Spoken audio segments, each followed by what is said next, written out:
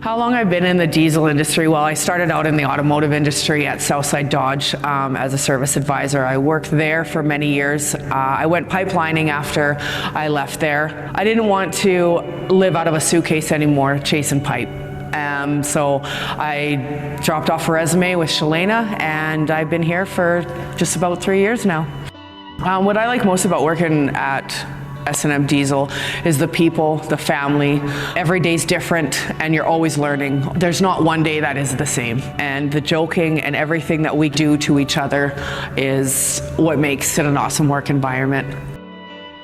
Typical day for me is dealing with the customers if they walk in, mostly answering the phones, doing quotes, trying to find the best quality of parts, dealing with our manufacturers or suppliers, finding out where the part is, how long it's going to take to get, and always trying to be most efficient.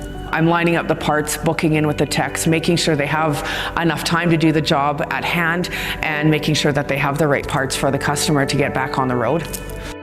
How I get the right parts for my customers is always asking them questions. That diesel lingo that we get, sometimes people are calling it one thing and then it's actually called another thing, the more technical word for the part. So it's trying to work with our customers and making sure we're getting what they're actually asking for. And with getting them booked in, we have to plan on when the part is going to show up, how much time that they need to do the job at hand for the techs so that they're not scrambling or we're scrambling to try to get you back on the road. Biggest mistake that truck owners make is they wait until it's already broken. Vehicles have come in with like catastrophic damage because of not regular maintenance or keeping up with regular routine scheduling. And then they just wait or top something up and then say, oh no, I'll get it this next time. All of a sudden there's, it went from a $200 bill to a $10,000 bill. So it's just keeping up with regular overall checks.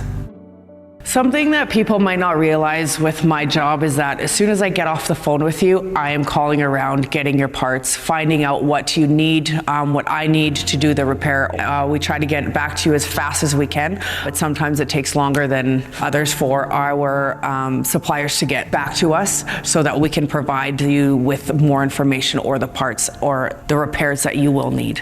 In the process with looking up parts as well, we try to get you the best bang for your buck, the best quality and fastest. So if we are looking for parts for when you are scheduled in, we have to try to make it so that it either lands like a couple days ahead of time or that day so that the tech's not waiting around for parts that we haven't ordered or haven't gotten yet.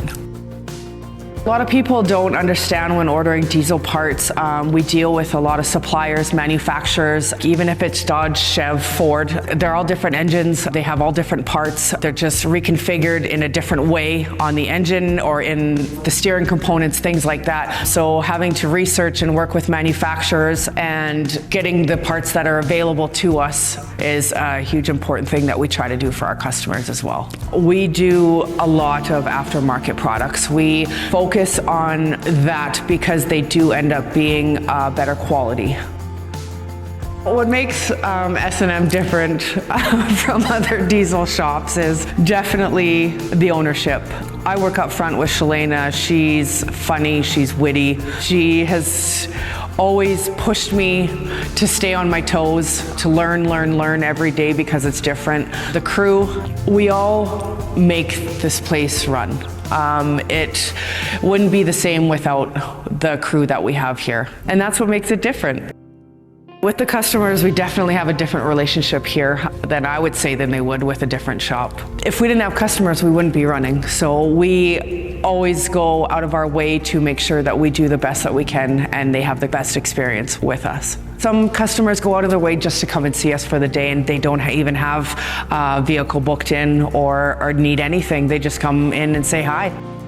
What stands out in my mind and that makes me feel accomplished is actually when we do the dyno days, because all of our customers come out, they make an effort to come up to you, either give you a hug or say hi. Just having that connection makes my job feel great and what I've done for our customers.